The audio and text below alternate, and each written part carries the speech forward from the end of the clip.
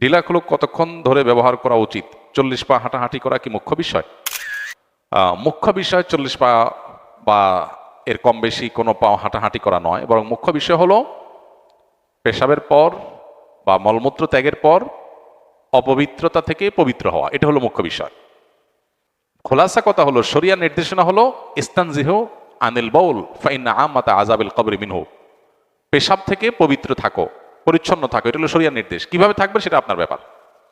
এখন কারোর পেশাবের ধারা ফোঁটা বের হতে শেষ হতে সময় লাগে, তো তিনি ইউরিনালে অথবা টয়লেটে তিনি অপেক্ষা করে প্রয়োজনে উঠবস করে তিনি এটা দূর করবেন, দূর করে তিনি বের হয়ে যাবেন।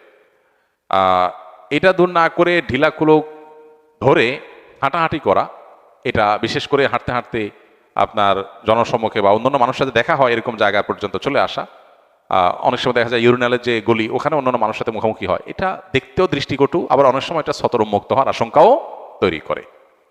আর এভাবে নবী সাল্লাল্লাহু আলাইহি ওয়াসাল্লাম হাঁটাহাঁটি করতে কোথাও আলাদা করে নির্দেশও করেন নাই। অতএব আমরা প্রত্যেকে যার যার দায়িত্বে ইউরিনালে বা টয়লেটে বসেই নিজের পেশাবের ধারা বা নাপাক এটাকে দূর করে তারপর বের হবো ইনশাআল্লাহ।